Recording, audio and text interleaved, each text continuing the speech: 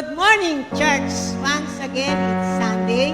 Maraming salamat. Narito na naman tayo. Although, hindi pa tayo pwedeng magkasama-sama dahil nga tayong GCQ pa, pero darating tayo dyan.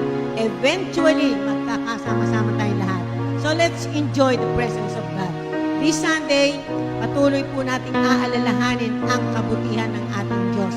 Ang sabi po sa Psalm 34:10, "The young lions lack and suffer hunger, but those who seek the Lord shall not lack any good thing." Kahit po yung mga leon, sanay silang maghanap ng pagkain, pero hindi po sila magugutom. Lalo pa tayo ng mga anak ng Diyos. Kahit kailan, hindi tayo pagkukulangin ng ating Diyos. Eh mga kapatid, let us always have that courage to lean on God, to always to trust God. In everything and in everything, let us always trust God. God is good. Napakabuti po ng ating Diyos. Kailanman hindi po siya nagkulang. Kaya tayo po lahat, manalangin. Dakilang Diyos, maraming pong salamat. Araw na naman po ng linggo, araw ng pagsamba, araw ng pasasalamat, araw ng pagpupuri ng iyong mga anak. Sama-sama kami, Panginoon. Itataas ang iyong pangalan. Wala na pong ibang pangalan na pwede kaming itaas, kundi ang pangalan mo lamang, dakilang Diyos. Ang mga presidente man, miski ang mga hari man, Panginoon, lahat sila ay luluhod at yuyukod sa iyong pangalan.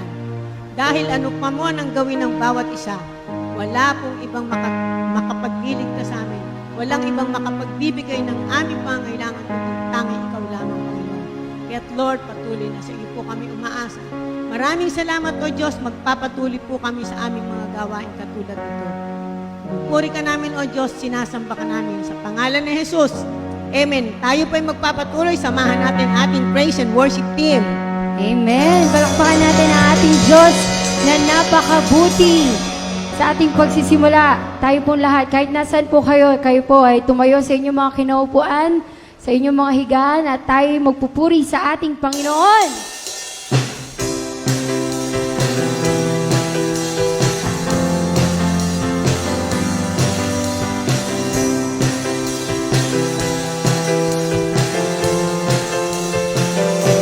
Napakabuti ng ating Diyos, di siya nagbabago. Napakabuti ng ating Diyos, di siya nagkukulang. Itaas ang ngalan niya, lahat ng nilikha. Napakabuti niya ng ating Diyos. Napakabuti. Napakabuti ng ating Diyos, di siya nagbabago. Napakabuti ng ating Diyos, di siya nagkukulang. Itaas ang ngalan niya, lahat ng nilikha. O napakabuti niya ng ating Diyos. Nais ko'y magpasalamat sa ating Diyos.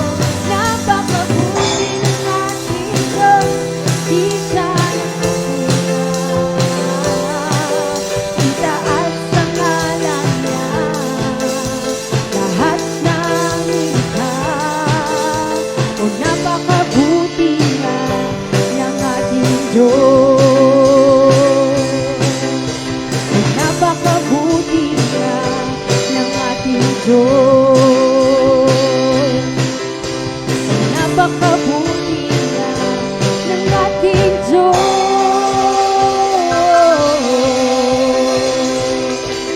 Patuloy natin purihin ang ating Diyos dahil sa biyaya niya, kailanman hindi siya nagkulang.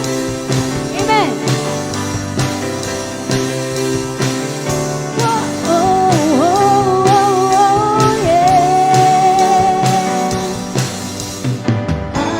Aking Diyos, dating ng manunubos, buhay ko'y sa'yo. Kalayaan ko ay binayaran mo ng iyong dugo. Aking Diyos, biyayang mo'y sukdulan, papuri ko'y sa'yo.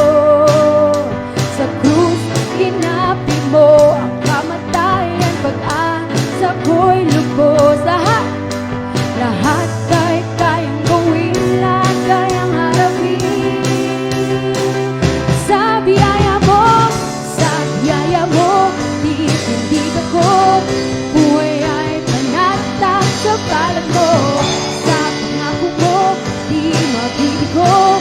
Tagumpay ay tiyak sa biyaya mo. Sa biyaya mo.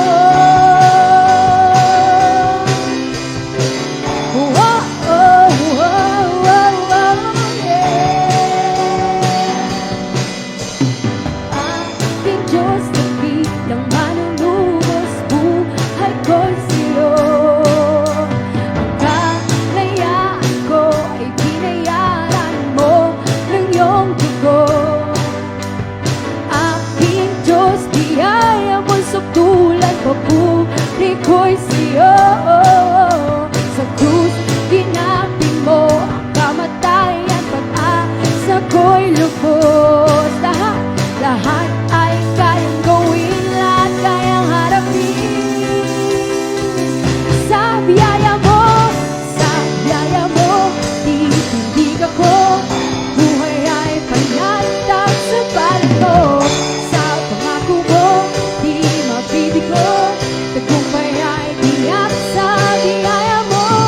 Sa biyaya mo, titindig ako. Buhay ay panatag sa palad mo. Sa pangako mo, di mabibigo. Tagumpay ay tiyak sa biyaya mo. Sa biyaya mo.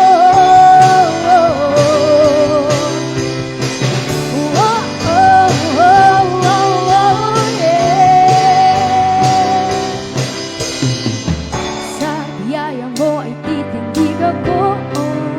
Sa biyaya mo ay titindig ako.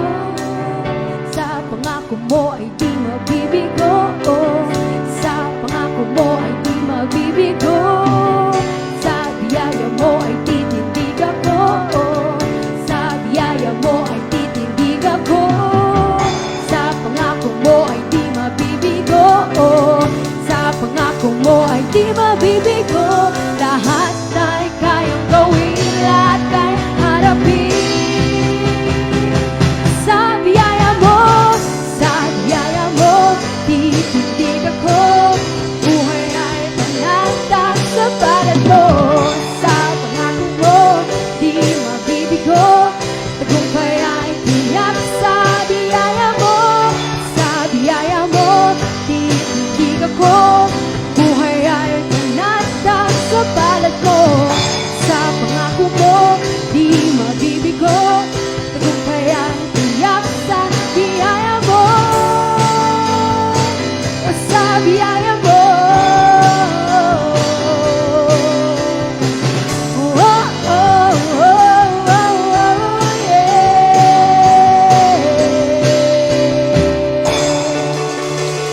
Amen. Sa biyaya ng ating Diyos, tayo ay magpapatuloy.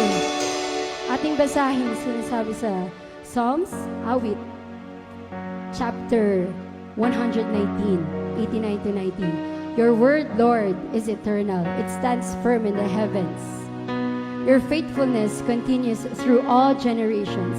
You establish the earth and it endures. So dahil sa kabutihan, biyaya at katapatan ng ating Diyos sa atin, tayo nakakapagpatuloy. Never siyang nagkulang. Dakila ang kanyang katapatan. So, awitin po natin na sama-sama itong awitin na to para sa ating Panginoon.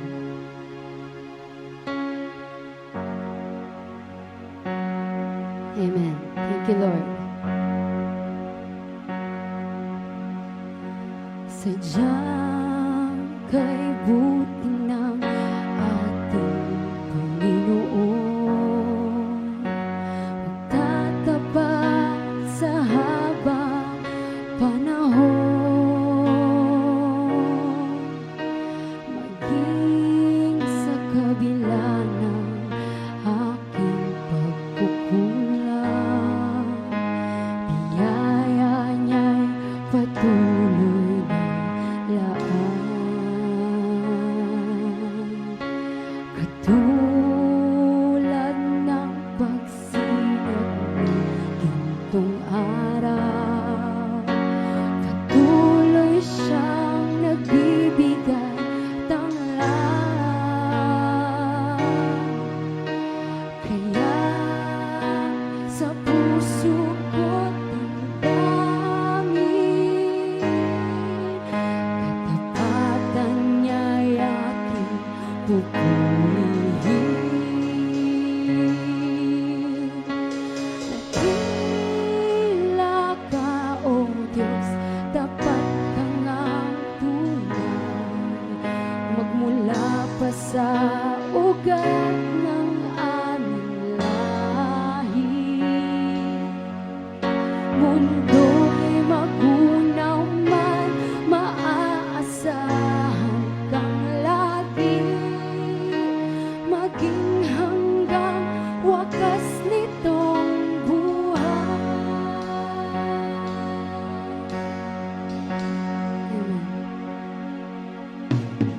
Kaya, O Diyos, ika'y aking pupurihin, sa buong mundo'y aking awitin. Dakila ang iyong katapatan, pag-ibig mo'y walang hanggan, walang hanggan.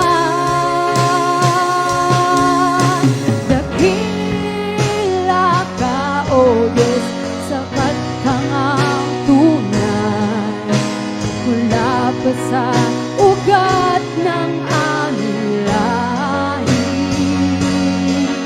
Mundo'y magunaw man, maaasahan kang lagi, maging hanggang wakas nitong buhay. Dakila ka, O Diyos, tapat ka ngang tunay, magmula pa sa ugat ng aming lahi. Mundo'y magunaw man, maaasahan kang lagi, maging hanggang wakas nitong buhay. Dakila ka, O Diyos, sa habang panahon,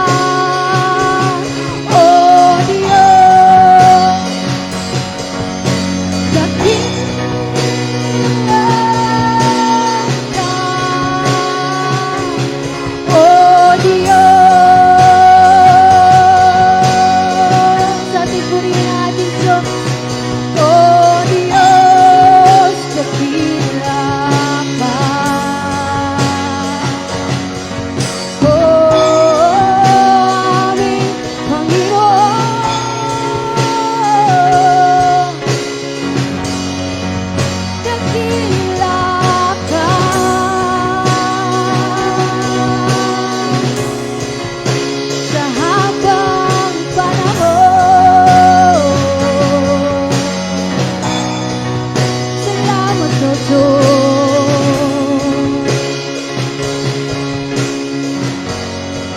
Thank you, Lord. Tila ka, O Diyos, tapat kang ang tunay. Magmula pa sa ugat ng aming lahi, mundo'y magunaw man, maaasahan kang lagi, maging hanggang wakas nito buhay. Dakila ka, O Diyos, sa habang panahon. Katapatan mo'y matibay na sandigan. Sa bawat bighati, tagumpay man ay naroon. Daluyan ng pag-asa kung kailang hinahon. Pag-ibig mo'y alay sa amin noon hanggang ngayon. Dakila ka, O Diyos.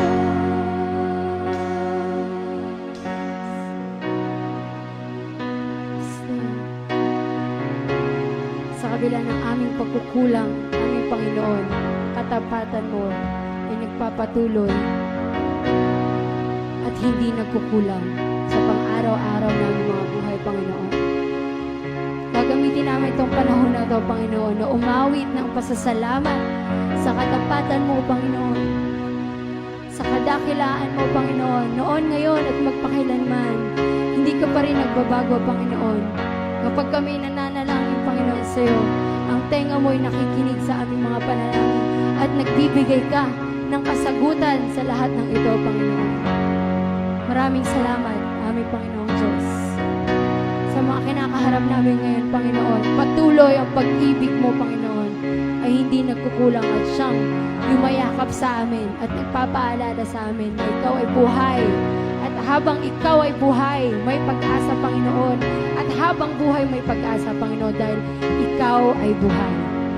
Dakila ka, aming Panginoon. Ito ang aming samot hiling na may pasasalamat sa aming Panginoong Jesus. Amen.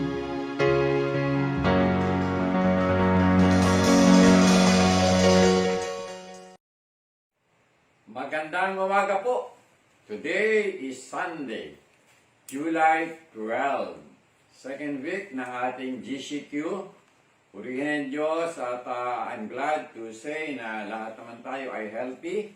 Wala po ako natatanggap na balita na mayroong mga kapatiran na nagkaroon ng sakit at karamdaman. Salamat po. I believe you are doing the health protocol para po tayo makaiwas. Ito po, bagamat ay tumataas pa rin ang patuloy na bilang ng mga nakocontaminate o sabihin natin nagkakaroon po ng COVID-19. So ngayon po ay sa mga pagkakataon tulad nito, ay dito po dumarating talaga yung pananalangin. Ito po, yung pananalangin na may gawa, pananalangin na may na punong-puno ng kababaang loob, panalangin na punong-puno ng pag-asa, at walang sawang pananalangin. So, ang ating pong tema sa umagang ito ay tungkol po sa panalangin. No? I was about to make it a title, lagyan ng title to ng medyo matindi-tinding title, pero I just stick to the Bible. Ang title po ng ating gawain ngayon ay Ask, Seek, and Knock. Ano po? So, pero bago po ang lahat, ay patuloy po tayo na dumulog sa Diyos at magpasalamat sa Kanya sa araw na ito. Dakilang Diyos, may gawa na langit at lupa. Maraming salamat po. Kami ay nagising, may buhay, may kalakasan, may kalusugan, may katinoan ng aming mga pag-iisip. Wala po kami sa banig ng karamdaman, wala po kami sa mga piitan, wala po kami sa isang sitwasyon na kami, Panginoon, ay makakaranas, Panginoon, ng extreme challenge in our lives. Kaya maraming salamat po. Maraming salamat sa araw na ito na malayang may papahayag ang iyong salita through the online service ng Jesus Christ Savior Church dito po sa Marikina. Aking dalangin, dakilang Diyos, ay yung hipo ng banal na Espiritu sa bawat isa po sa amin, sa mga nakikinig, sa iyong lingkod, at sa lahat ng kumikilos para po sa gawain ito. Ikaw po yung ang lakipan mo kami ng iyong kapangyarihan at maitaas namin ang pangalan ni Jesus, the name above all names. Kaya salamat sa iyo, O Diyos, ikaw ang aming patuloy na pagkakatiwalaan. Ito ang aming dalangin, O Diyos, sa pangalan ni Jesus. Amen and amen. Muli, sabihin mo sa katabi mo, diyan sa iyong tahanan, sabihin mo sa kanya, you are a blessing. Yes, you are a blessing. Always have a positive word, no, sa umaga, lalo na sa umaga. No? So, ang pangarap po natin ay kukunin natin sa aklat ng Lucas, chapter 11, 1 to 11. Kaya lang, basahin lang po natin yung sinasabi sa Lucas 11:9 and 10 po. Sabi po doon ay ganito, so I say to you, ask and it will be given to you, seek and you will find, knock and the door will be opened to you. For everyone who asks receives, the one who seeks finds, and the one who knocks the door will be opened po. Marami na pong mga pangaral ang hinalaw dito po sa talatang ito. At I will try my best to communicate sa inyo ano yung mas malalim na kahulugan ng pangaral na ito. Pero bago po yung pangaral na ito, gusto ko po magtanim ng dalawang katanungan sa inyong isipan, no? Bago kayo mananalangin. No? Unang tanong po, what will happen to your life if you will pray more and do other things less? What will happen to your life if you pray more and watch TV less? What will happen to your life if you play Mobile Legends less and pray more? What will happen to your life if you pray more and do some gardening? What will happen to your life if you pray more and do other house chores less?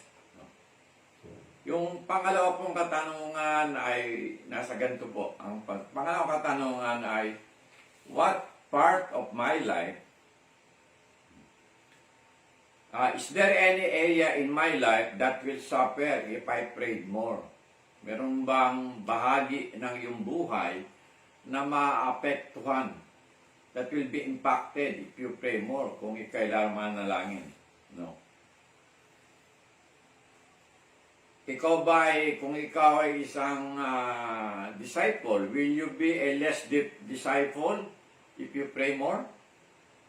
If you are a preacher, will you be a less effective preacher if you pray more? Would you have less power to live the life that you want if you pray more?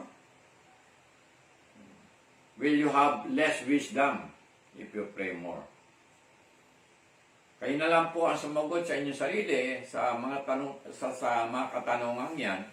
Ngunit I want to bring you sa tatlong principle ng Bible pagdating po sa larangan ng pananalangin. Ito nga pong principle na ito ay makikita natin sa Luke chapter 1 verse 9 to 11.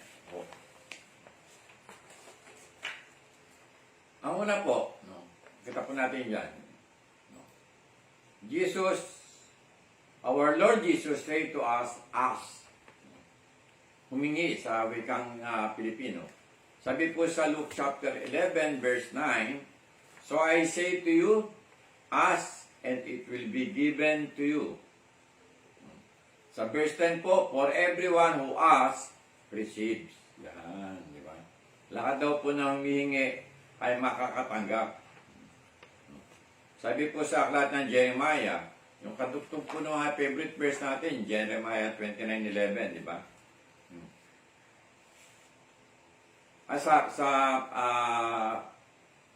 Sa unang kronika, ito yung paborito natin. No? If my people who will humble themselves and pray, and they will seek my face po. Ano yung po yung sunod na verse doon? Nakalagay doon. If my people will pray, I will answer them. No? If they seek me with all their hearts, they will find me. So, andun po yung tinatawag na prayer at ang asking. Dito, sa ang asking po, pag ikaw ay humihingi, no, dapat nasa level ka na meron kang kababaang loob kasi ikaw ay humihingi. No? Usually, pag ay mga pulubin ang hihingi, talagang mababa ang mga boses niya. O ikaw humingi ka ng pabor, dapat mas mababa ang boses mo. Hindi naman pwedeng mukhang ikaw pa yung boss kaysa sa iyong hinihingan. No po? Ang biblical implication po ng ask, yung pong dapat meron kang sense of expectancy. Umaasa ka na sasagutin o ibibigay sa iyo yung hinihiling mo. No? Usually, ang mga anak lalapit sa kanilang mga magulang at hihingi sila. So, minsan paglalaroan pa nila yung mga magulang nila, unahin nila yung tatay. Pagka hindi binigay ng tatay, hihingi sa nanay. Dahil ang feeling nila, mas mababa ang loob ng nanay, so bibigay ng nanay. Kaya ang nangyari, yung mag-asawa nag-aaway. Kasi sabi na nung hindi na binigay ng tatay, binigay pa ng nanay. Anyway, so meron po rin ang tawag na sense of expectancy. Pag ikaw ba, kapatid, lumapit ka sa Diyos, umaasa ka ba na tutugunin ka ng Diyos? O ginagawa mo lang yung isang prayer? Kasi sabi nila, ang prayer ay pakikipag-usap sa Diyos. So, you just want to ask something, no? Isa nga may nababasa akong post sa Facebook. Sabi niya, Lord, I come to you today not to ask anything. Hindi po ako hingi. And just want to say, thank you. Maganda po yun. Pero pagka ikaw ay lumapit sa Diyos, meron kang sense of expectancy, no? Umaasa ka na tutugunin ng Diyos po.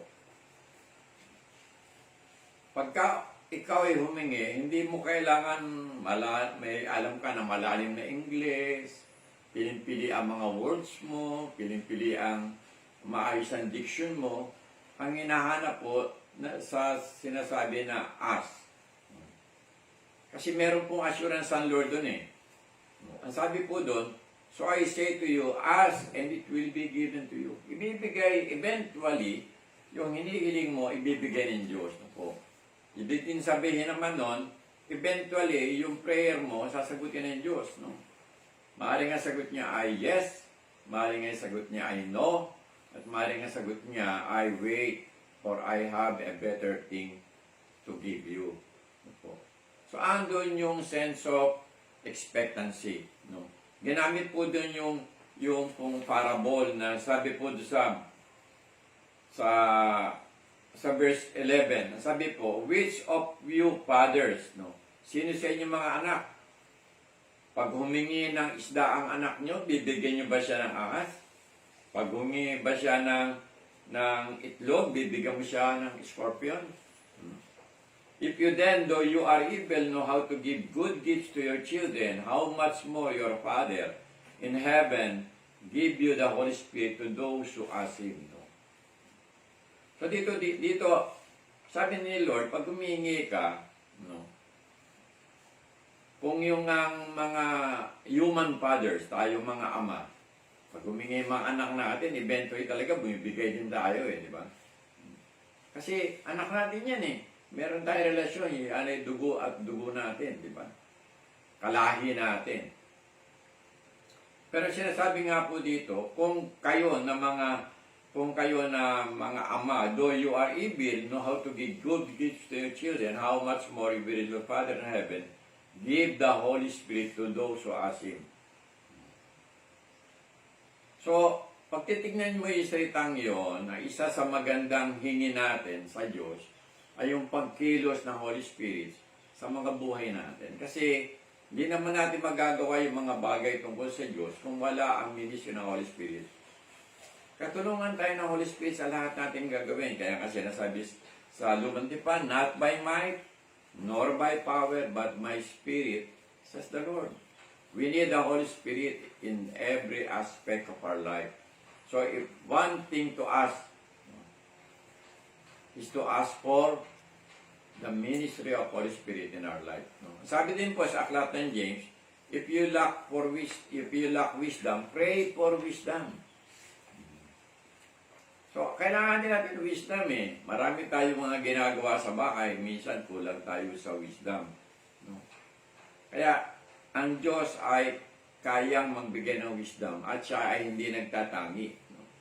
Hindi siya nagbibigay ng wisdom na, ito muna ang wisdom na ito. Pakunti, kundi. Hindi, bibigay niya yung kailangan mo. According to your need, bibigay niya. So, mahalaga po yung salitang ask. Po. So, kung tayo ay may kailangan sa Diyos, ask po. Kaya kasi sabi sa Philippians chapter 4, verse 6 and 7, do not worry about anything but by prayer and supplication. Yung prayer, yung supplication, yun na yun eh. Yun yung pag-ask. No po, ano yung supplication? Yun yung nakatira pa. So, kailangan po natin na tayo ay humingi. Ang humingi ay binibigyan po. Numisan, yung pong kilala kong isang Christian leader, si Dr. Haddon po. Si Dr. Haddon Robinson, one of known leader, lalo na pagdating sa preaching. Siya po ay dating naging presidente ng Denver Theological Seminary. Dahil siya ay yung presidente, nung panahon na presidente siya, nangangailangan yung kanilang building ng isang new telephone system. No po. At nagtanong siya, ang kailangan niya ay $20,000. So lumapit po siya doon sa mga matagal na nilang nilapitan at lumapit siya sa isang businessman at sinabi niya ang pangailangan ng ng Denver Theological Seminary. So sabi nung businessman, what will I write in the check? Ang sabi niya, please kindly write $1,000. Inkompletan, ang kailangan niya, $20,000, pero ang pinasulit niya ay $10,000. Kinuha po niya yung checkbook niya, sumulat siya ng $1,000. Pagka sulat niya yun, ang sabi niya, you have just, pagkabigyan niya ng $1,000 na check, sabi niya kay Haddon Robinson, sabi niya, you have just insulted me. So, sabi ni David Robinson, oh my goodness, sabi niya ngayon. Sabi niya, I should not have asked for so much. He said, I am sorry, it was too much and I was presumptuous. I should not have asked for $1,000. For $1,000 is a lot of money. Ang sabi nung no, you needed $20,000. Why didn't you ask for $20,000? Why did you ask for $1,000? Diba? Don't you know that you have underestimated me and you have insulted me for asking $1,000 when you need $20,000? You should have asked for $20,000. Don't be afraid, sabi niya. Kasi kung kaya kong may bigay siya yung $20,000, I will give you $20,000. As of now, kaya ko yung $20,000, but I will not give you $20,000 because you asked for only $1,000. And you have insulted me for doing that. You have insulted my generosity. You have insulted my my trust in the Lord that He will supply my needs according to His riches in glory. Then David Robinson walked out of that man's office with a check in the pocket. And guess what? Magkano ang nakalagay sa cheque? $1,000. The man charged him $19,000 to teach him a lesson that day. Pag tayo po ay humingi sa Diyos, pag tayo humingi ng maliit, no? Huwag tayong humingi ng kakunti. Todo na natin yung paghingi natin. Pag sinabi ko pong we will ask for a big amount, it is not about the amount. It is not about asking for a bigger house, asking for a better job, asking for a good paying job. It is not about something, asking something that will benefit us or benefit the church. But it is asking something. Ang sinasabi ko po doon, humingi tayo ng malaking bagay na magkakaroon tayo ng impact sa mundong ito. So, minsan, we limit ourselves by our language. Sabi natin, hindi natin kaya to. Pero, pwede naman tayo humingi sa Diyos. Lord, bigyan mo po ako ng kakayahan. So, let us not limit ourselves, no? We ask for a greater things that will glorify Him. So, pagka humingi tayo, maaaring yan ay material na bagay, maaaring yan ay relational or whatever, be sure na yung hihingi natin malaking bagay ay magbibigay ng kalawalhatian sa Panginoon. Example, pwede natin hilingin sa Diyos, Lord, sabi niya, give us souls, men and women, lost boys and girls, city, community. Give us these places and give us these people to conquer them for your glory and honor. Ask to be used of God for a greater purpose, lalo na sa pangaral na kanyang salita. So ano man yung hinihiling natin sa Diyos, let us pray with expectancy. So we ask the Lord. Ang pangalawang principle ay yung nasusulat the same verse. The Lord Jesus said to us, seek. Seek. Sa Luke 11:9-10, seek and you shall find. The one who seeks finds. Ang naghahanap ay nakakatagpo, nakakasumpong. Seeking involves coming before the Lord with simple questions. Ano yung pwede kong gawin, Panginoon, para maluwalhati ka sa buhay ko? Ano ang pwede kong gawin para tugunin mo yung aking panalangin? Kasi pagka yung seeking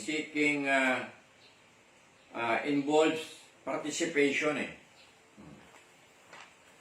If you seek for a better job, hindi mo naman pwedeng panalangin mo, Lord, give me a better job. Then you stay home, hindi ka magsisik sa Judge Street, hindi ka magsisik sa LinkedIn, hindi ka magsisik sa other places, kung saan may available na job na gusto mo. Seeking involves participation with God. If you seek to have a better grade, then you study more.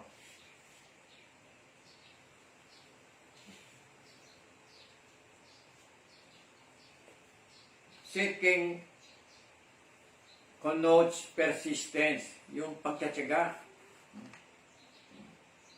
Kaya hanapin mo talaga pagka kunyan na may nahulog sa inyong lamesa, nahulog yung hikaw ng babae o kaya isang bagay na mahalaga. Hindi ba? Kung maaari nga lang, tanggalin mo lahat ng nakapaligid dyan para makita mo lang yung hinahanap mo. Diba? So, dahil sinasabi sa parable nung makita niya yung lost coin, di ba? Nagpa-party pa siya dahil nakita niya yung lost coin.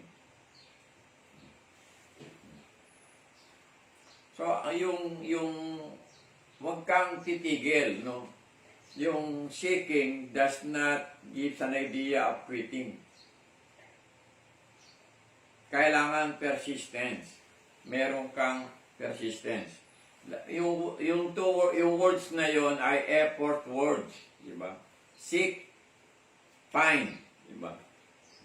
Ibig sabihin, nahanap mo, pero may ginagawa ka, naghahanap ka rin. At pag naghanap ka, ang pangako ng Diyos yun, makikita mo.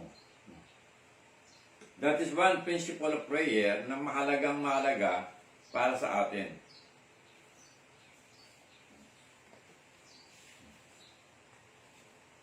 Alam niyo ba na ang buto ng tao, ang tao ay merong about 206 na bones na buto. Hindi ko po napag-aralan ito sa UST, pero ito po yung napag-aralan ko sa GSM. Sa IGM pala. We have 206 bones. Pero itong kamay na ito ay meron 27 bones. So 27 plus 27 is how much? That is 54 bones. At yung paa natin ay merong 26 bones each. So 26 plus 26 is 52. So 54 plus 52 is how much? It's 106. We have 206 bones and yet one half of it ay andito sa kamay at nasa paa. Bakit? Because kailangan natin ng mobility sa paa, kailangan natin ng dexterity sa kamay. We are using this for seeking, no? In conjunction with our eyes and with our ears, no? Sa seeking po, hindi ginagamit ang mouth. Kaya nga minsan mga natatandaan ko nanay ko, di ba? Huwag mo hanapin, huwag mo sabihin. Di ba? Use your eyes, not your mouth, ang sabi nga. Di ba? So let us not use our mouth, hindi tayo prayer lang tayo ng prayer, pero wala naman tayong ginagawa. Gusto mo magkaroon ng mahusay na trabaho, gusto mo magkatrabaho, pero you stay home at nagmo-Mobile Legend ka. O you stay home doing something. No? Siguro mas maganda pa, bawasan mo yung ginagawa mo, dagdagan mo yung panalangin mo, then act. That dumating nga tayo sa action part ng prayer, which is seeking. Seeking. Hanap tayo. Hindi naman pwede natin sabihin, Lord, I want to protect my children, but I don't want to educate them. Para sila din alam nila kung how can they protect their children. Diba? Hindi mo naman pwede sabihin na, Lord, I want to have a better relationship with my wife, pero mas malamang pa yung oras mo sa mga kaibigan mo at sa mga ibang bagay kaysa sa asawa mo. Lord, I want to prosper financially, pero wala ka namang ginagawa para makadagdag sa ekonomiya ng pamilya. Sa panahon ng pandemic, naglitawan lahat ng mga online sellers, no? At nung Martes, pagdating ko ng bahay, sabi ng aking pamangkin, Pastor, meron po nagdala dito ng mga gulay. Diba? Hindi po ako naghahat ng gulay, pero dumating daw yung mga gulay. Diba? Imagine, yung mga gulay na yun, hindi naman yung pangkarniwang gulay, broccoli, di ba? High in antioxidant and high in fiber. Broccoli, repolyo, sayote, di ba? Ito ba kayo galing? Kasi sinabi sa akin, no? Hindi ko na sabihin, i-mention dito, baka hindi, nakalimutan ko hingingi ng permiso. Anyway, tinawaga ko yung nagpadala. Ang nangyari pala ay pinakausapan niya yung kapatid niya, which was in Pasig din, na, Kuya, bili mo naman ako ng mga gulay, mga ganito lang. Andin din na lang kuya niya, 45 kilos na mga gulay. So, ano ginawa nung mag-ina?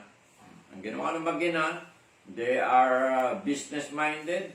So, nagawa sila, gulay for sale. Di ba? Online. Di ba? Vegetable. Selling. Mas mura kaysa palengke. Yun ang tagline. Mas mura kaysa palengke.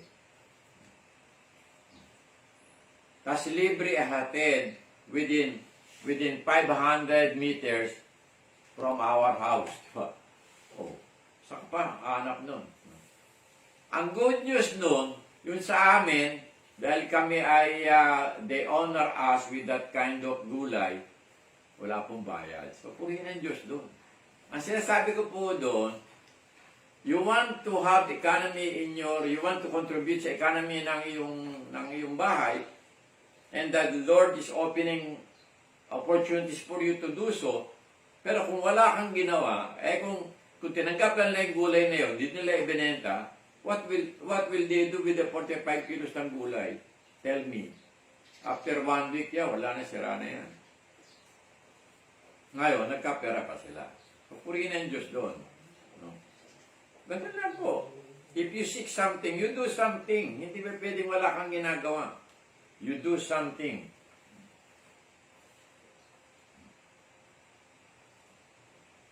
Yung seek po doon, it is the same word na ginamit po doon sa Jeremiah 6:33, di ba?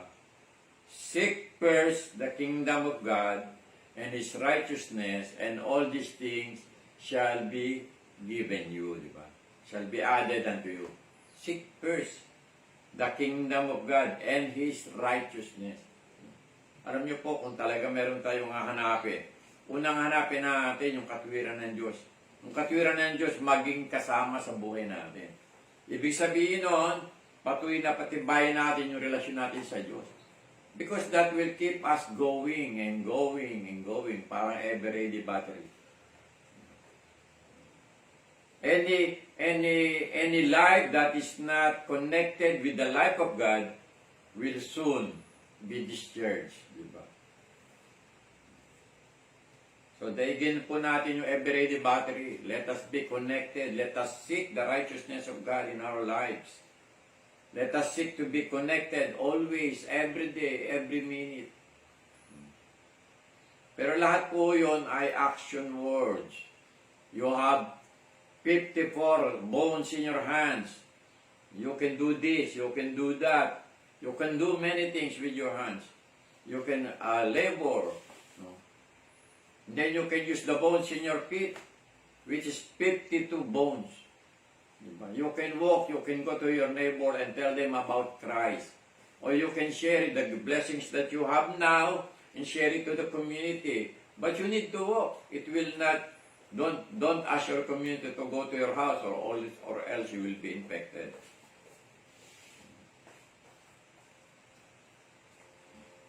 Meron pong isang illustration na sabi po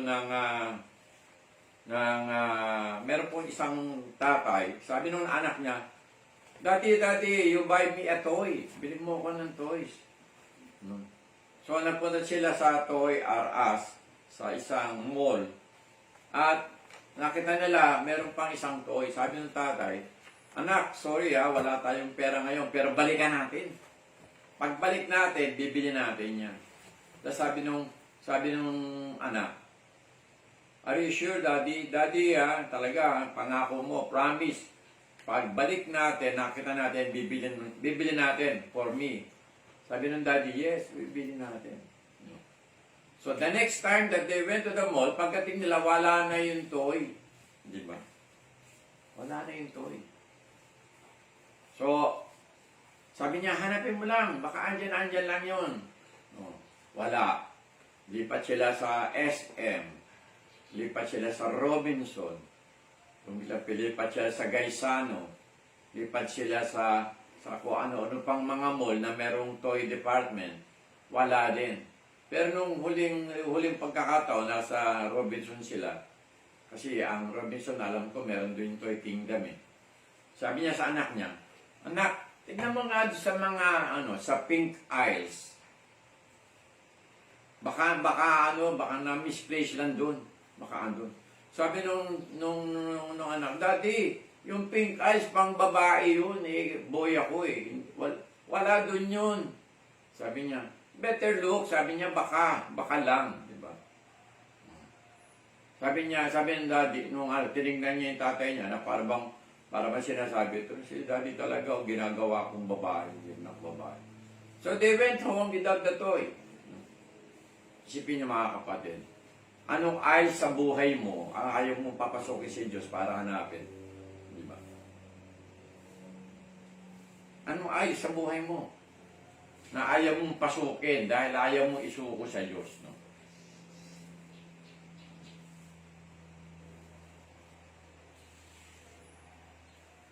If you pray and you expect and you are persistent in your prayer, you expect answer from God.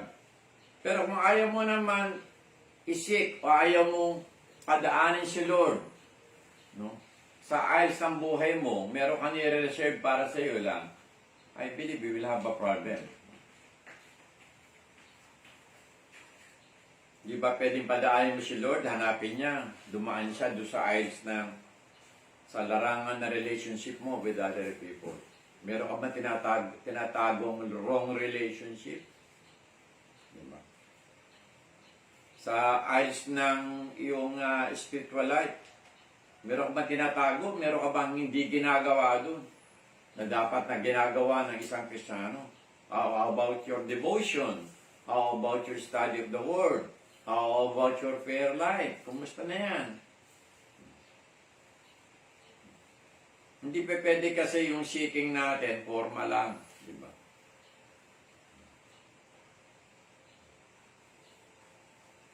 Ang kailangan talaga action na may ginagawa ka. Hindi mo kasi pwede sabihin kay Lord na, Lord, I want to bless our marriage, pero ayaw mo magpatawad.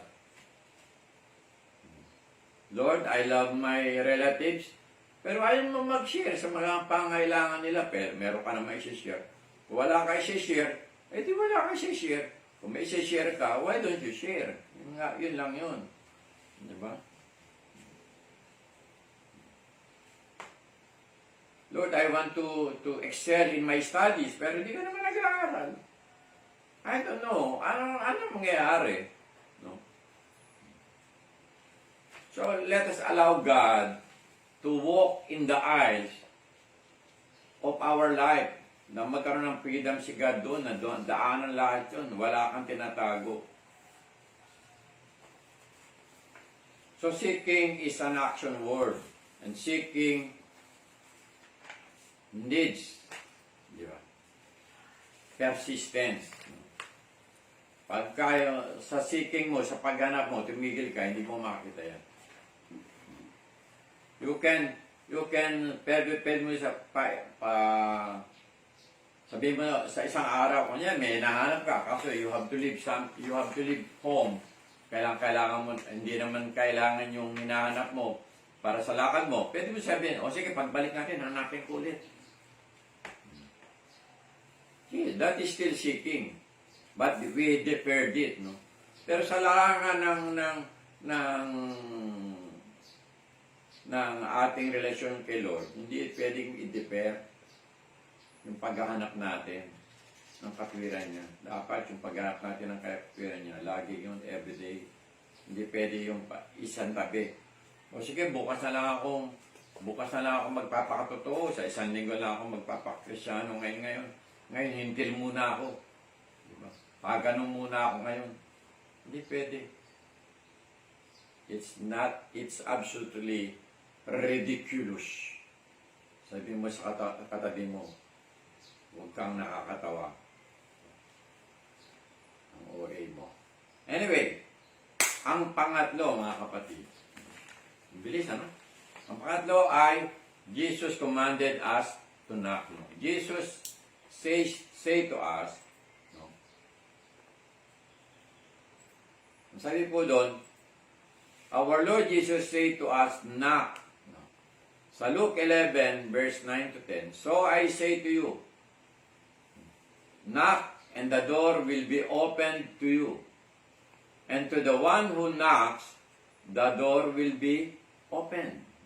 Yan. Alam niyo po, yung knocking, ano din yan eh. kailangan mo dyan endurance. Actually, hindi natin pwedeng paghiwalay. Yung andun yung sa ask, seek, and knock, andun yung pinaghalo-halong expectancy, persistence, di ba? Andun din naman yung endurance, pagkatsaga. Ano po? Kasi tingnan po, the one who knocks, the door will be open. So, ibig sabihin, knocking is an intentional action. Pagpapasyahan mo yan, di ba? Say na, meron kang kailangan sa kapitbahay mo. Alam mo yung kapitbahay mo andun sa loob. Diba? Eh, kailangan mo, na alam mo yung kapitbahay mo kaya ibigay yun. So, pumunta ka, tapos ando ka sa harap ng pinto, naranasan niyo na ba ito? Ano ba ito? Baka natutulog kaya naman, pag kinatok ko, magigising. Di ba? Eh, talaga ganun, may kailangan ka eh. Kaya magising sila o hindi sila magising, kumato ka. Kasi may kailangan ka. You need something. Ang kailangan mo, ang hindi lang mo lang alam. Yung pagkato kasi, magagawa natin yun. Pwedeng malakas, pwedeng mahina, pwedeng sunod-sunod, pwedeng pa isa-isa. Di ba? Pwedeng gumamit pa tayo ng bagay. Yung mga iba, kumakatok sa gate namin, ginagamit coins, yung iba, bato. Di ba? Kaya pag tingin ko sa umaga, yung gate namin, may mga gas-gas na. Di ba? So, ang hindi mo lang ma-expect, ano yung ayos ng magbubukas, di ba? So, knocking, ang knocking po means praying with endurance. No? Sa original language po, ng command na ito, ang sinasabi po, I say to you, keep on asking and it will be given you. Keep on seeking and you will find. Keep on knocking and it will be open to you. Ganun po yung pagkakahalaw nun sa Grego. No? Action word yun, pero continuing action word. Sabihin, keep on knocking. Wag kang there is no sense ng quitting. Katok ka lang, wag kang titigil ng pagkatok hanggat hindi ka nagbubuka, hanggat di nagbubukas. In essence, parang sinasabi mo ganito eh, Lord, hanggat hindi mo ako bine-bless, hindi ako titigil. Diba? Yun ang sabi ni Jacob, di ba? Hanggat hindi mo ako bine-bless, hindi ako titigil, hindi kita bibitawan. Dapat ganun tayo, meron ganun tayong sense. So, sense of, endurance.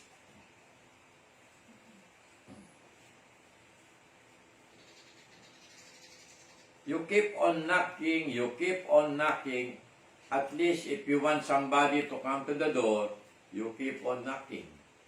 Kung titigil ka ng pag-knock, kumato ka lang, knock, ay wala sila, umalis ka na. Hindi mo alam, kaya hindi nakapunta ng pinto kagad, nagbibihis pa hello. Kung ganyan ang attitude mo, do not expect something from God. Dapat ang lumalapit kay Lord, walang pagdududa. He who doubts, di ba, is sinning. Ano pagdududa eh? Yun ang sagot niya eh. Sabi niya, knock and the door will be open to you. Hindi naman sinabi dun, and the door will be gladly open. Wala sinasabing gladly dun. And the door will be violently open. Hindi po, sinabi lang doon, bubuksan yun. Kung plano, buksan yung pinto, nasa tao nang nagbubukas yun. Diba? Isipin niyo yung senaryo na ito. Si Lord nasa kabila ng pinto. Diba? Today, I knock at the door. Diba? If you open the door, I will sup with you. I will have dinner with you. I will have supper with you. Diba? Kung alam ba natin kung sino yung kumakatok, pagbubuksan natin, o hindi natin pagbubuksan. Actually, na-solve na yan in the modern time, na-solve na yan. Ngayon, mga kumakatok pa lang, o nag-ring ng doorbell, alam mo na kung sino, kasi may mga CCTV na. Diba? Kaya yung mga iba nagbibingi-bingihan. Kunyari, wala sa bahay kasi yung kumakatok, ayaw niya. Nawa, mga kapatid, pag si Lord ang kumakatok sa buhay nyo, buksan nyo, magmadali kayo, buksan nyo. Kasi we need the Lord. Without Him, we can do nothing. Noong time ago, sana maulit-ulit. Sana nga, maulit-ulit. Nagkaroon kami ng house-to-house evangelism diyan sa may San Isidro Village, dito sa Marikina. Iba-ibang klase, mga nagbukas ng pinto eh. Merong nagagalit, merong natutuwa, meron namang nakatingin lang sa amin, yung sinisilip ka kung mukha kang snatcher, mukha kang magnanakaw, mukha kang hold upper. Merong nagbubukas, tinitignan, sinisino ka. Mula ulo hanggang paa, yung mga iba na nga, mula paa hanggang ulo eh. Sila. Sinisino ka. So ano lesson? Sa natural life, ang lesson doon, if you knock, be sure you know how to ask. If you knock, be sure you have a good message. What better message can we bring to other people when we knock at their door? Is the message of salvation of our Lord Jesus Christ. The message of the good news. No? Pag pagbukas pa lang merong kagad tayong sasabihin, meron po kang magandang balita para sa inyo. Actually, ginawa namin yon just to know yung spiritual condition ng community namin. Ilan yung mga nasa gantong reliyon, ilan yung mga active sa gantong reliyon, at ano yung mga prayers nila. Ang natutunan namin doon, people in our community need some prayers. And they are glad that the church is involved in their lives. We are praying for them. At yung mga answered prayers, binabalik namin sa kanila. At kung ano yung ginagawa ng church, we keep them, notified kung ano yung ginagawa ng church. Ganun lang po. Ganun po yung knocking po. Hindi natin maasahan kung ano ang response nila once they open the door, but yet, keep on knocking. Ganyan din naman sa ganyan naman kay Lord pag nandalangin ka eh. Sabi po ni Lord, Jeremiah 33:3, sabi niya, call unto me and I will answer you. Diba? Parang parang bang sabi, pumunta ka dito, kumato ka, pagbubuksan kita and I will give you an answer. Call unto me and I will answer you and I will show you great and mighty things that you know it not. Hindi mo nawa-nawa. Alam niyo po, pagka ang Diyos sumagot, may sagot si Lord sa panalangin natin, hindi natin maunawaan eh. Ang tanong natin, ba't hindi binigay ni Lord yun? Wala namang wala namang money involved. Ang involved lang doon, relationship. Diba? Tanongin kita kapatid, gusto mo ba sagutin ka ng Diyos na yung magiging sagot sa panalangin mo will impact your relationship sa ibang tao or will shatter you? Di ba? Kasi alam ni Lord dati. So pag sumagot si Lord o sa mukhang tahimik si Lord, ibig sabihin ni Lord doon, you wait. At least ang mahalaga doon, binuksan na ni Lord yung pinto at sasagutin ka niya, di ba? Pag may nag-deliver dito, pag may kumato, sabi namin, wait. Kasi, alabas kami, magmamask pa kami, mag-face mask pa kami, bubuksan ko kanya para may susi ng gate. Ganun din naman si Lord eh. Pero at least bubuksan niya na kagad yung pinto. Sabihin niya Lord, wait. Kaya pag sinagot kayo ni Lord sa prayer nyo ng wait lang tayo. Trust God. Bigay natin. Trust in the Lord thy God. Lean natin your own understanding. In all your ways, acknowledge Him and He will direct your path. Tiwala lang, sabi nga po doon. Tiwala sa Diyos. Ang nagtitiwala sa Diyos ay hindi lang naniniwala, kundi nabubuhay, puno ng biyaya. Ganun po yun.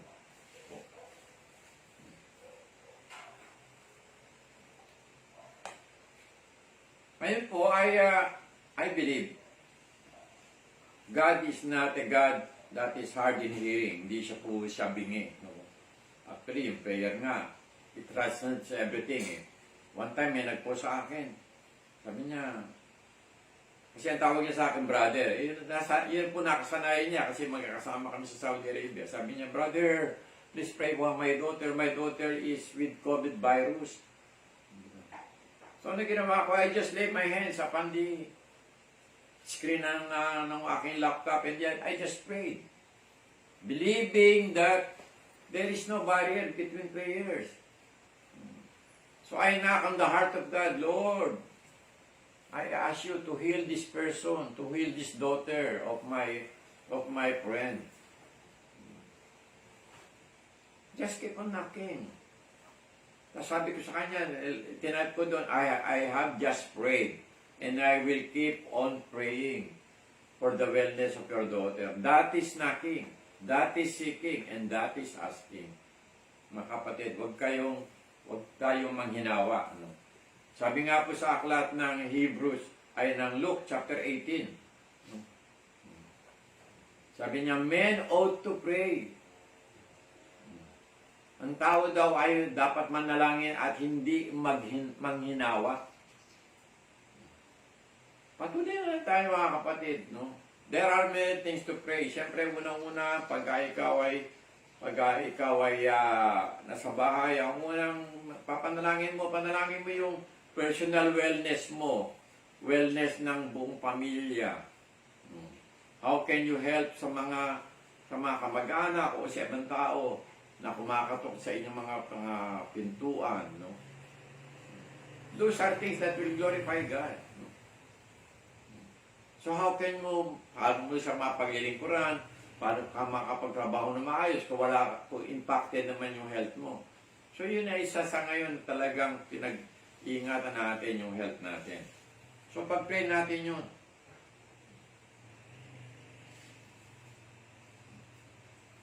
Sabi nga nung isa, merong nagsabi sa akin nun. Sabi niya, kasi ang trabaho niya sa Saudi Arabia ay siya ay X-ray technician, industrial X-ray technician. Ibig sabihin po nun, hindi ito sa mga medical field, kundi mga welding, kunyari, tubo ng oil. We-weldingin po yan. Tapos siya X-rayin po yan. Maniwala kayo din may X-ray po ng bakal. X-ray niya para malaman kung merong mga pinholes, kung merong hindi inabutan ng welding, na pagka pinalagyan ng pressure yan, sasabog o mag-leak yung pipeline. So yun po ang trabaho niya. No? And I believe yung trabaho niya naka-apekto sa health niya, nagkaroon siya ng cancer. Dito, simula dito sa kanyang right breast. Lalaki po yan, nagkaroon siya ng breast cancer. Nung sinasabi namin siya, kasi lang siya, bagong Kristiyano, so we are telling him, so, kaya sabi namin, let's pray. Panangin natin niya, may para ng Diyos yan. Sabi niya, ayoko na abalahan ng Diyos, marami na ginagawa ang Diyos, pati ba naman to. Kaya ko nang gawin to, papacheck up na lang ako. So, ang hirap explain sa kanya kasi meron siyang mindset na malayong-malayo sa katotohanan ng salita ng Diyos. Ang sabi na nalam sa kanya, why not give a chance for your life na hipuin ng Diyos yung karamdaman mo? Talagang hindi namin siyang kapigil. Sabi, hindi, ayoko na abalayan ng Diyos, maraming ginagawa ng Diyos. Kaya ko na to. Then, a month later, we just heard the sad news. He died. Ang alam ko lang, pagkamay siya pa siya sa Panginoon, at ako, and I believe in the Word of God, God knows all His. Kung nasaan man siya, alam ng Diyos kung nasaan siya. So yun po yung mga bagay na we can keep on knocking. No? Sabi nga po, kung meron kang kaibigan na alam na tutulungan mo siya, dumating sa bahay mo, no? Tapos nagugutom, humingi ng pagkain, di ba? Kahit naman bibigyan mo ng pagkain. Kasi itong Luke chapter 11, verse 1 to 11, it is about prayer, pero about parable din ng mga traveler, di ba? So, kailangan natin na keep on knocking, di ba? Keep on asking, keep on seeking, until God gave His positive answer, o yung answer na inaasahan natin. Kung hindi binigyan ni Lord yung answer na inaasahan natin, let's keep on waiting. Kasi God knows what is best for us, no? Meron pong isang lolo na nakipaglaro sa kanyang apo na babae. Sabi niya sa kanyang apo, sabi niya, meron siyang 25 centimos sa kanyang kamay. Tapos sabi niya, meron akong pera dito, mamili ka, kaliwa o kanan. So, ang pinili ng bata ay yung kanan na kamay niya na andun yung 25 centavos. So, pero bago nabuksan ng bata, yung talagang nag-exert siya ng effort. Tulad ng prayer is an effort to reach the heart of God. So, nag-exert siya ng effort, isa-isa na inalis yung pag-alis niya, wala yung 25 centimos. So, nagulat niya, nasaan, di ba? Hindi niya alam, yung kanyang lolo medyo marunong ng konting magic, nakaipit between the fingers, no?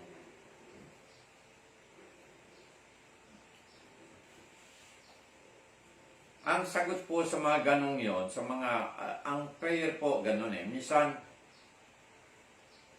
nanalangin ka, may mga panahon na pag nanalangin ka, diyan agad yung sagot Minsan, hindi ka pa natapos manalangin, andyan na yung sagot. Pero meron naman panahon na nanalangin ka, tulad ng batang yun, nung buksan niya yung palad ng kanyang lolo, wala doon. Minsan, gano'n tanong, magkatanong tayo sa rin natin, bakit hindi siya sagot ng Diyos? Bakit? Magtiwala ka, dahil tulad ng lolo at saka ng kanyang grandchild, mahal niya yun. Eventually, ibigay din yun. Hindi lang ang 25 centimos ibibigay niya sa apo niya. Bibigay niya mas malaki. Bakit? Bakit niya bibigyan? So that the joy ng bata will be full. Ganun din naman ng Diyos. God answers our prayer to make our joy full, complete, no? Maging sapat yung ating kagalangan. Every time na tayo nanalangin, God is teaching us to hold on His hands. No, actually, ano ba gusto ng bata, nung lolo? Gusto ba ng lolo pahirapan? Pahirapan yung bata? Pwede, di ba? O gusto ng lolo na magsikap yung bata? Pwede. Pero actually, alam niyo kung gusto ng lolo? Gusto na lang ng lolo na madaman niya na hinawakan ng kanyang apo yung kamay niya. Ganun din naman ang Diyos Alam niyo po, every time that we pray, we are holding the hands of God. And I believe God is glad that we are relying on Him. Maliit man yan, malaki man yan, we rely on God and we are asking for His help. So, in conclusion, let us keep on holding the hand of God and let us trust that He will give us what He asks Him so that our joy will be complete. So tayo pong muna ay manalangin. Nakilang Diyos, may gawa na langit at lupa. Patuloy po, tulad ng iyong mga disciple, hindi po sila humingi ng kapangyarihan ng Holy Spirit. Hindi po sila humingi ng paano magpagaling ng mga may sakit. Hindi sila humiling ng mga bagay na kamangha-mangha sa mata ng tao. Ngunit ang hiniling nila, Panginoon, turuan mo silang manalangin. Kami din ganoon, Panginoon. Sa aming level ngayon, yung pa rin po ang panalangin namin. Panalangin po namin, turuan mo po kami manalangin. That yung panalangin ay magiging buhay po namin, magiging bahagi ng buhay po namin. Na yung aming mga panalangin will impact our lives. Na matugunan po yung dalawang katanungan, ano ang mangyayari sa amin kung kami ay mananalangin? That we will pray more and do something else less. And what will impact our lives if we pray more? We believe, Lord God, that if we pray more, we can hold your hand more and we will be more have peace because you are peace. You are provider. You are everything in us. Father God, in the name of your Son, Jesus Christ, and in the power of the Holy Spirit, I ask your blessing upon your church. In the name of the Father, and of the Son, and of the Holy Spirit, God bless us all. In Jesus' name, Amen and Amen. At patuloy po tayo. Salamat at pray po natin ang aking pong pinag-aaralan ay para mawala na yung mga agam-agam. Church, let us be ready that we will have a formal church gathering, no? Kung tayo ay maging MGCQ, but ilagay natin sa isip natin, we will start the church on August, the first Sunday of August. No? Kahit na mag-MGCQ pa next week, sa August na tayo magsisimula para handa-handaan lahat so that we can pass all the protocols. We will notify the barangay, we will notify our homeowners association that we will have the church, that they will be able to check the place. We are conforming to the IATF protocol sa pagdating sa mga church event, no? But ang buhay natin, we will conform according to the Word of God, hindi sa mga protocols nila. We will conform our life to the life of God. And let us all be like Christ. No? Christ-likeness ang ating goal as a Christian. Kaya patuloy po yung ating pananalangin. Patuloy po yung ating 24-hour na pananalangin. Maraming salamat sa Diyos. God bless your souls. God bless your heart na nagpapatuloy sa pananalangin na yan. Patuloy din po yung ating prayer and fasting every Wednesday and Friday. God bless your heart. Kilala kayo ng Diyos at kayo ay gagamitin ng Diyos sa malaking gawain. At God bless your heart, kayong mga primaries na nag-accept ng challenge. Na tayo ay magkakaroon ng mga encouraging messages every Monday, Wednesday, and Friday. Kaya maraming salamat sa lahat. Sa lahat ng ito, purihin ng Diyos, dakilain ng Diyos. God bless us all. Good night, goodbye, good morning. Amen. Amen. Bago po tayo magtapos sa ating online Sunday Worship Celebration, tayo muli mag-awitan sa napakabuting pag-ibig ng ating Diyos. Amen.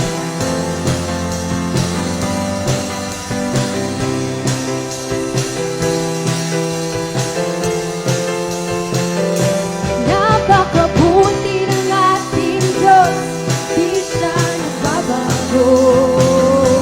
Napakabuti ng ating Diyos, di siya nagkukulang. Itaas ang ngalan niya, lahat ng ilikha. O napakabuti niya ng ating Diyos. Napakabuti!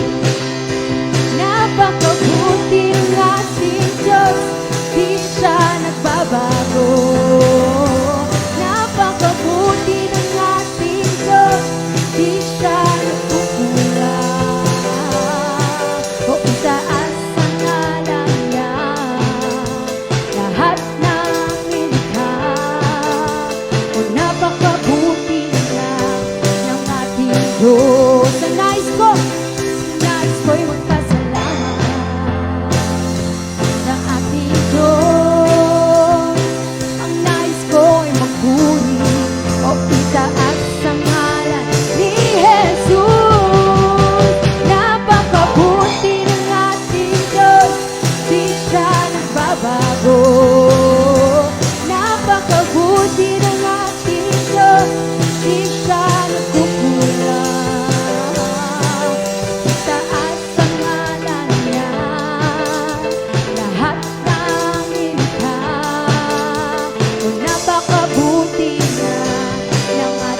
Diyos. Napakabuti nga ng ating Diyos. Napakabuti nga ng ating Diyos. Amen. Hallelujah. God bless everyone. Happy Sunday.